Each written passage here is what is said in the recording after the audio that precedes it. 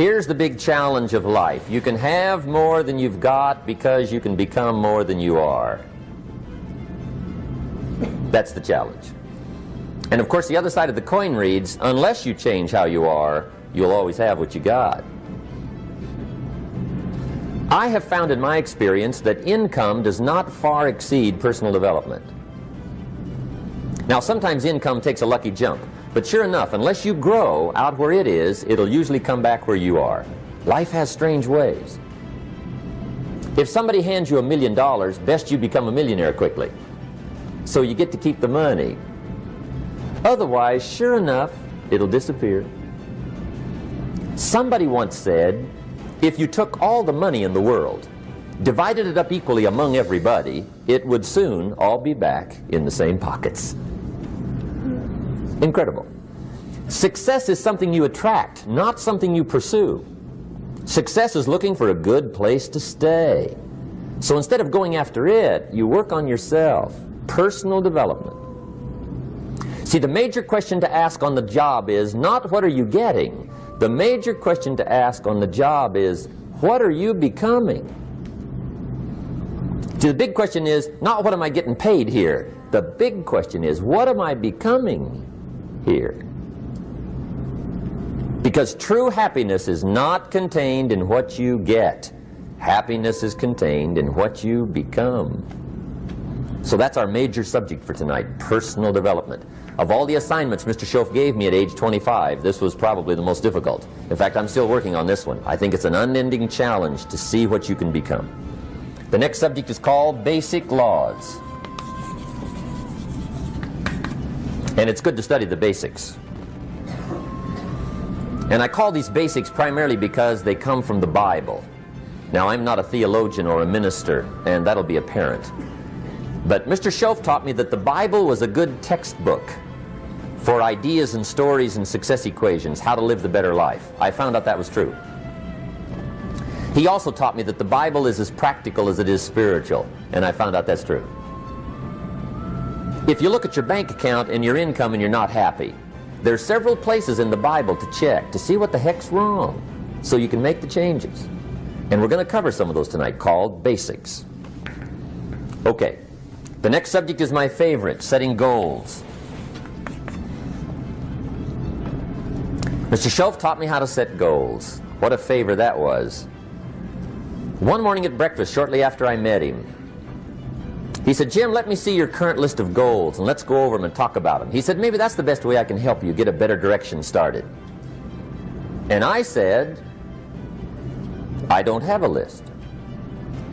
He said, well, is it out in the car or home somewhere? I said, no, sir. I don't have a list anywhere. He said, well, young man, that's where we got to start.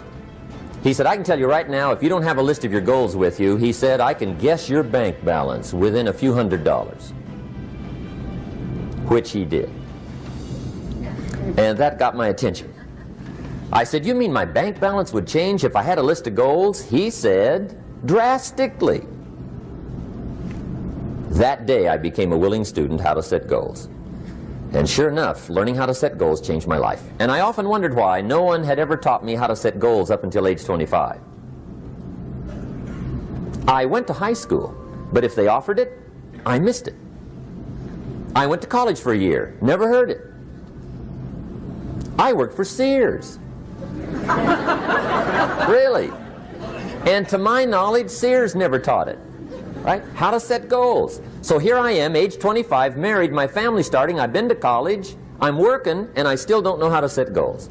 But fortunately, when I was 25, I met the man who taught me how, and it revolutionized my whole life. Economically, socially, personally, it's incredible. So I want to share with you tonight what Mr. Schoaf shared with me, how to set goals. It can be a life changer. Okay. The next subject is the negative part of the seminar. Life is part negative, so we got to talk about the negative. And this subject is called diseases of attitude. Diseases of attitude. There's a lot of things that can wreck your chances to do well. We live in a rather dangerous world, so you got to be not only wise, you got to be careful. Now, attitude diseases are just as bad as physical diseases, right? High blood pressure, heart trouble. I mean, a lot of things will ace your chances to do well. So you've got to be careful. And attitude diseases are deadly. I mean, they'll destroy all the good things you start. Okay? So we'll go through those attitude diseases, how to spot them, how to look for them, what they are, and the cure. And I'm a pro on these because I've had them all, so I can give you excellent advice on these. Now, the last subject we're going to consider tonight is called the day that turns your life around. The day that turns your life around. And under this subject, we're going to talk about the emotions that can change your life. Human beings are emotional creatures, and emotions are powerful for life change. Now, of course, emotions are so powerful they can go either way on you. Emotions can either build or destroy. So you really have to employ emotions properly. We call civilization the intelligent management of human emotions. If you can intelligently apply your emotions in the right direction, no telling what can happen. Could turn your life around one day would be sufficient. So we'll talk about those. Okay. Now that's a lot to cover in one evening, but we'll keep at it here and see if we can't get it all done. I'd like to have you now jot down the theme of the seminar. Every seminar should have a theme, I guess. We've got one. It's on some of our literature if you happen to notice it, but if you didn't, for your notes, here it is. The theme of the seminar goes like this: the major key to your better future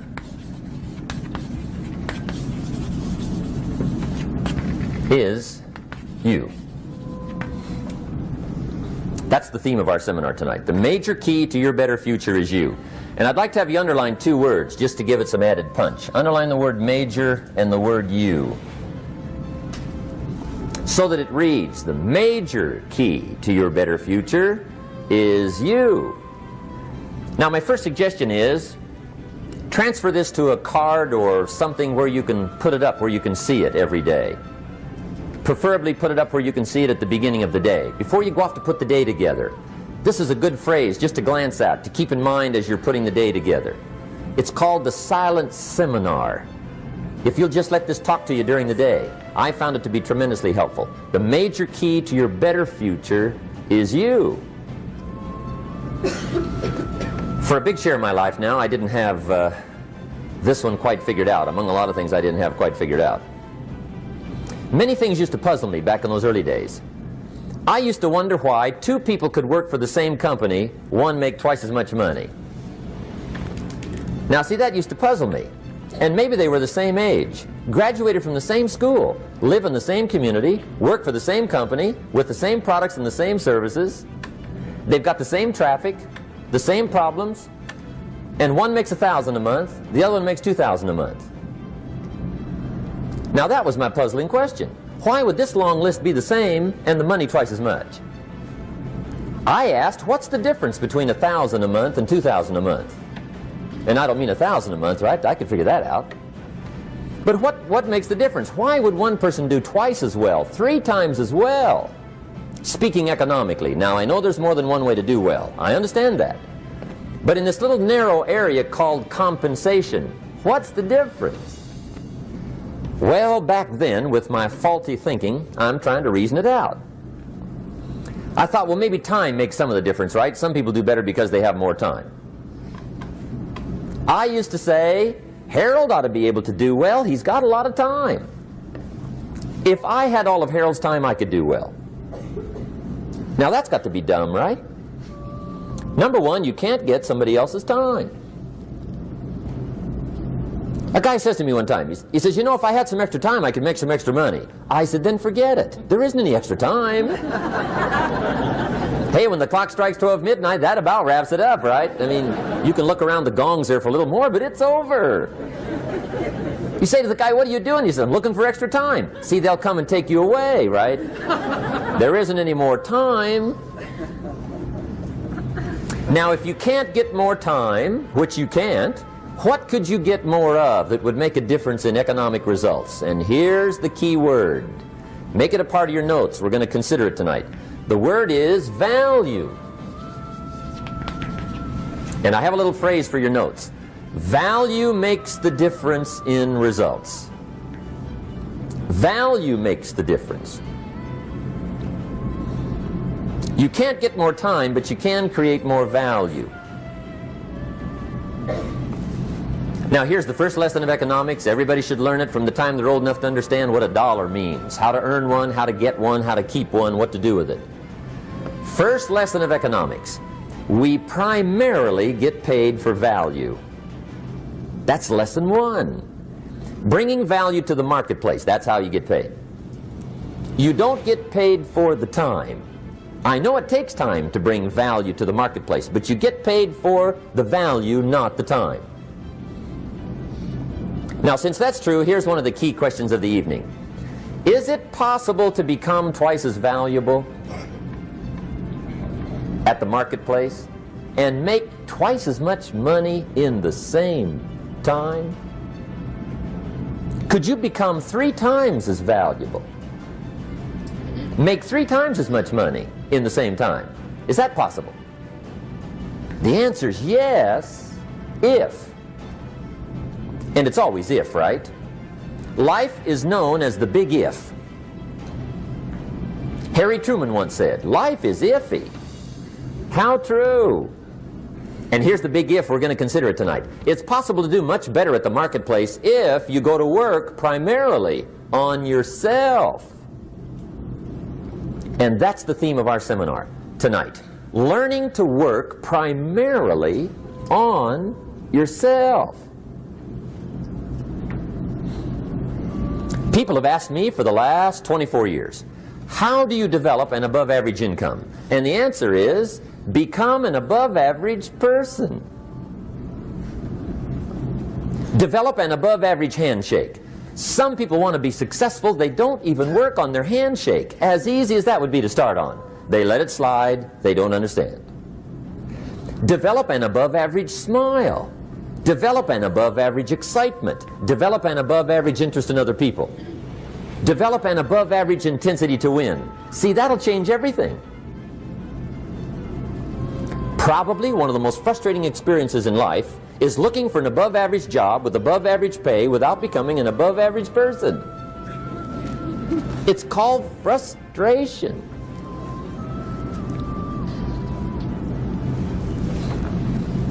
And Mr. Schoaf gave me probably the greatest clue he gave me when I first met him. He said, Jim, if you want to be wealthy and happy the rest of your life, just learn this lesson well.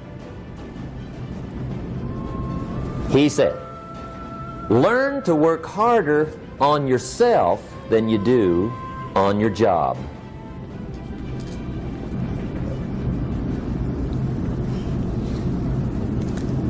Then Mr. Schoaf gave me probably one of the most important clues among so many things he taught me, but this was in those early days. Mr. Schoaf was very kind, but he was also very abrupt. And he had these interesting questions to ask. I'm giving him a little rundown one day on how things hadn't worked out for me. He said, Mr. Rohn, I've got the answer for you if you will listen carefully. And listen carefully I did that day and for the next 5 years. If somebody's wealthy and happy, you gotta listen. He said, Jim, I've only known you a short time. But he said, it's already my honest opinion that for things to change for you, you got to change. That wasn't quite the answer I was looking for. But that's the answer he gave me, and I pass it along to you on this warm summer evening in Anaheim, California, 1981. For things to change for you, you've got to change. Otherwise, it isn't going to change. Before I met Mr. Schoaf, I used to say, I sure hope things will change. Right? That seemed to be my only hope. If it isn't going to change, I'm in serious trouble. And then I discovered it isn't going to change, so I'm in serious trouble.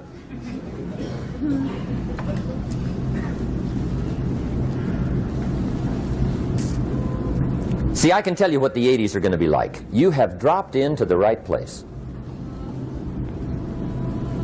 I did a seminar one time for Standard Oil executives and management in Honolulu. And we're having a conference one day on this big conference table. And one of them said to me, Mr. Rohn, you know some fairly important people halfway around the world. What do you think the 80s are going to be like? I said, gentlemen, I do know the right people. I can tell you. So they all listened very carefully. And I said, gentlemen, based on my wide experience, I can really honestly say to you, in my opinion, in the 80s, it's going to be about like it's always been. Aren't you glad you came? That's inside. I don't pass that around just everywhere. Now, of course, I said that to make a point, but I also said it because it's accurate. It's going to be about like it's always been. It isn't going to change. The tide comes in, and then what? It goes out. For 6,500 years that we know of, recorded history, and probably long before that. So it is not going to change. It gets light, and then what? It turns dark. 6,500 years. See, it's not likely to change. And we're not to be startled by that. And if the sun goes down, the guy says, what's happened, what's happened? It means he hasn't been here long, I guess, right? It always goes down about this time. The guy says, well, I don't like that arrangement. Well, you got to talk to somebody besides me, right? It gets light, then it turns dark. In rotation, the next season after fall is what? Winter. Pray tell, how often does winter follow fall? Every year regularly for the last 6,500 that we know of. See, it is not going to change. Now, some winters are long, and some are short, and some are hard, and some are easy, but they always come right after falls. It isn't going to change. Sometimes you can figure it out, sometimes there's no way to figure it out. Sometimes it goes well, sometimes it gets in a knot. Sometimes it sails along, sometimes it gets in reverse. See, that's not going to change. The last 6,000 years reads like this: opportunity mixed with difficulty. That's how it reads. It isn't going to change. The man says, well, if it isn't going to change, how will my life ever change? Answer, when you change. And whether I'm talking to high school kids or business executives, my message is always the same. And it goes like this: the only way it gets better for you is when you get better.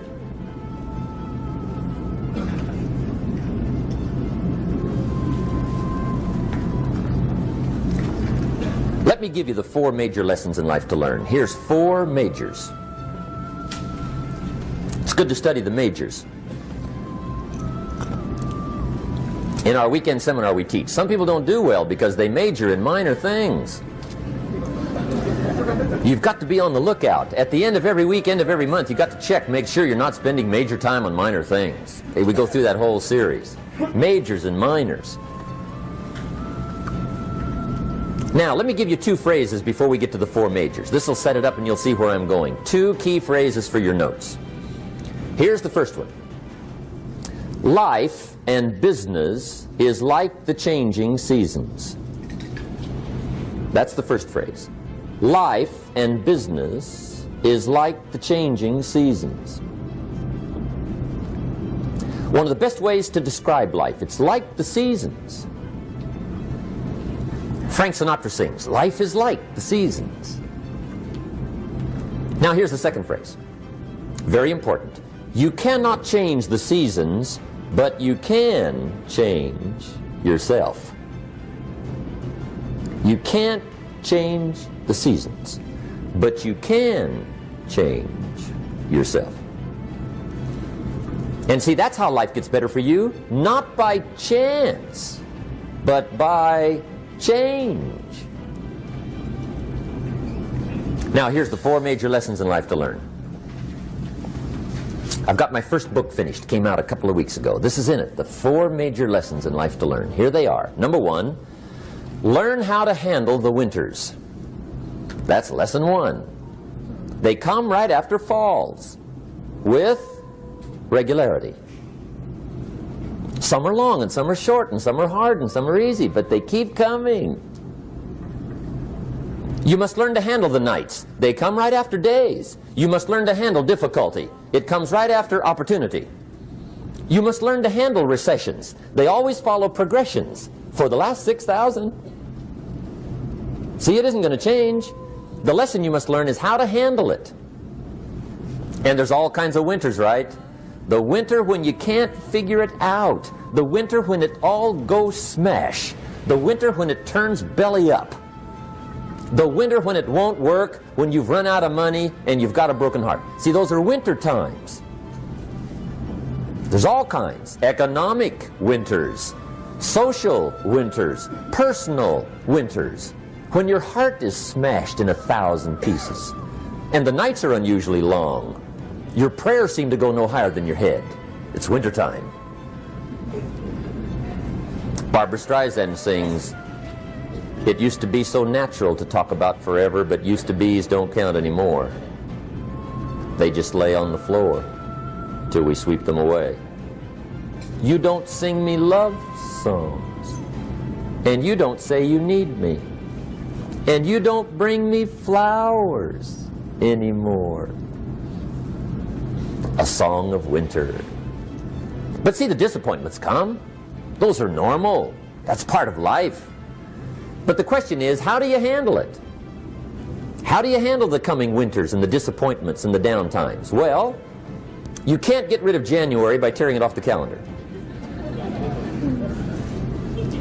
But here's what you can do. You can get stronger, you can get wiser, and you can get better. The winters won't change, but you can. And that's how life changes for you. See, before I understood when it was winter, I used to wish it was summer. I didn't understand. When it was hard, I used to wish it was easy. I didn't know.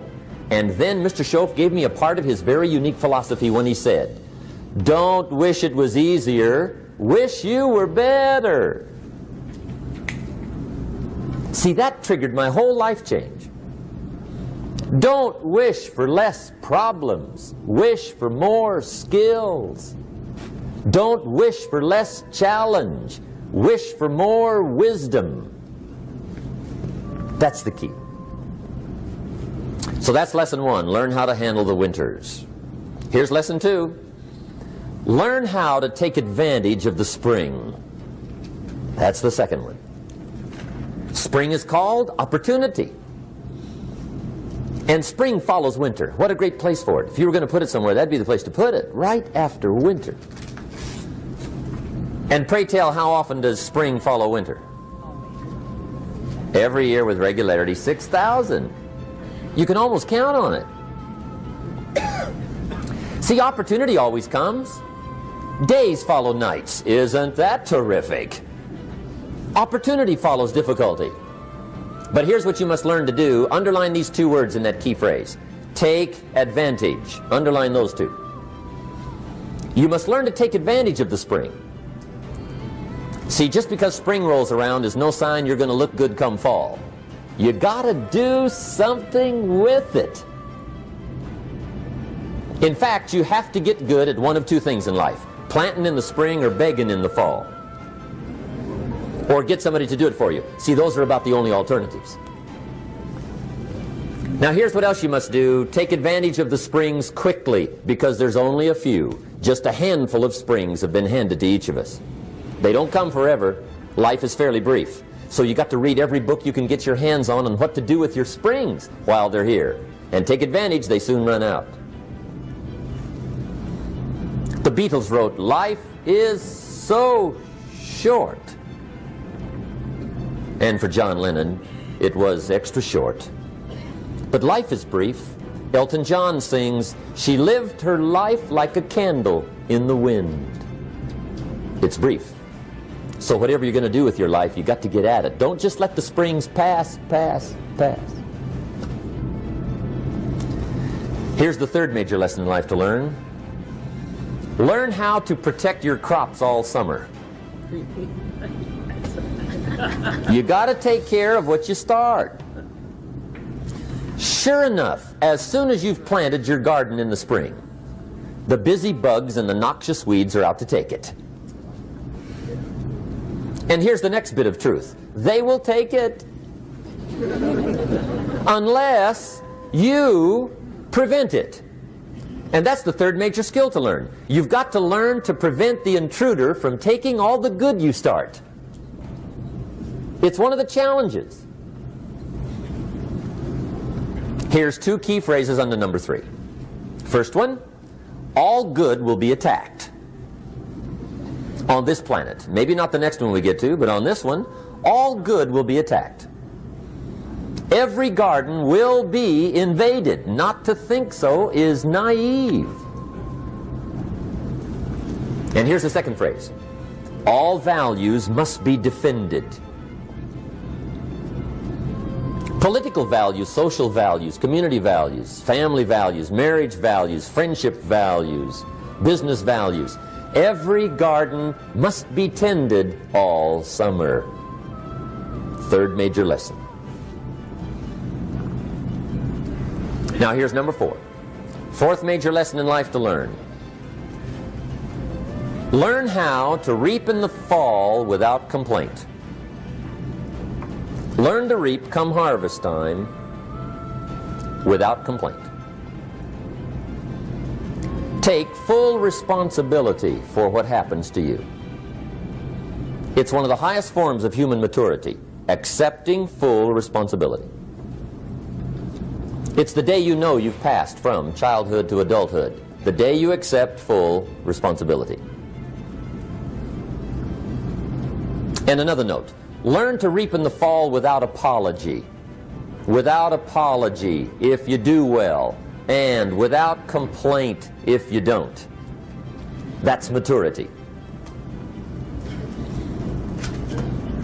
I used to have that long list of reasons why I wasn't doing well. To explain. You got to explain, right? Otherwise you're going to look bad. I used to have this funny list called Reasons for Not Looking Good.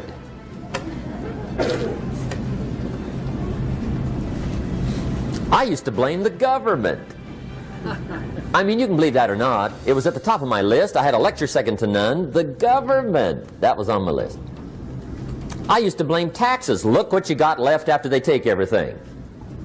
And they expect you to do well. That was on my list there. Prices, that one's easy, right? You walk into the supermarket with $20, come out with a little half bag. So I had that on my list.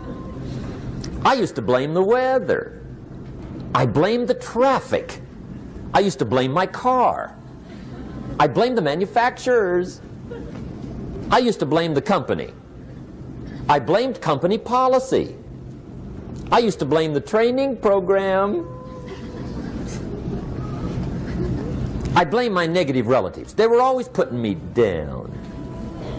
I blame my cynical neighbors. They're just selfish, looking out for themselves. Won't loan you money? They were on my list.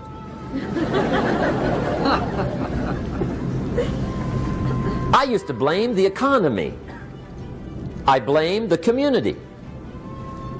That's a pretty good list for not doing well, isn't it? I thought it was good. I'll never forget one day, Mr. Schoaf was very kind, but he was also very blunt. And this was no exception. And I'm glad he was blunt. There's a lot of things I'd have missed if he hadn't have been blunt. One day, with sort of a curious look on his face, he said, "Jim, just out of curiosity, tell me, how come you haven't done well up until now?" Excellent question. I thought, well, so I won't look too bad, I'll go through my list. And this list I just gave you, I put that on him. And he was very patient. He let me go through the whole thing, the government, the weather. I went through this whole thing. When I finished, he looked my list over very carefully. He said, "Mr. Rohn, big problem with your list. You ain't on it." How brilliant.